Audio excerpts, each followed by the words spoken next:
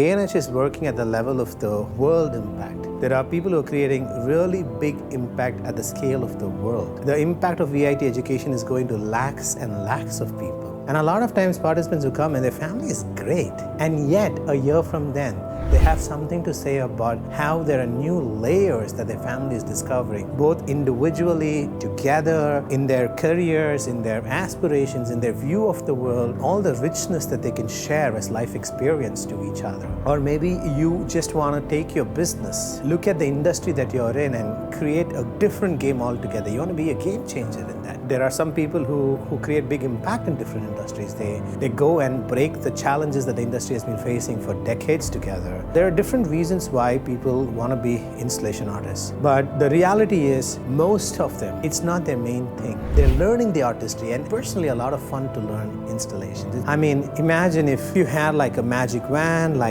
you're learning it on the job. I mean, it can do wonders for you. It's a lot of fun just to learn. The fact that now there is an arena for people who are not making installation their career. That, I think, is what I really love about big education. It gets people from so many walks of life. You have doctors, you have engineers, you have scientists, you have filmmakers, and you have people who run a film school, you have people who run hospitals, people who run colleges and schools, you have owners of large industries, large companies, MNCs, and you also have like the VPs and the CEOs who run them, as well as you have homemakers, children, people who just got into a job. You have everybody there. They all learn installations very differently, because one of the ways these arenas are structured is that not only do you have an arena at the A&H events, at the accelerator events, at the UP events, but also the education is structured in such a way that certain capabilities convert your existing workplace into an arena, converts your existing business into an arena. As a business, we have this advantage as the only business in the world which allows participants for free to come back again and again and again. So we have this unique advantage of not just tracking the impact of installations then, but also the impact of installations across time frame. People who come into big already have a dream, and we expand the scope of their dream to either fast track their promotions or 10x their business, and they really are in time compression for their own career. Likewise, they have their scope expanded to what they would love to achieve with their loved ones, with their families, with their near and dear ones. So what happens is their entire ecosystem, their business, their career, their families, everything becomes an arena. Their passion, where they want to be an artist, where they want to be a genius, all of it becomes an arena.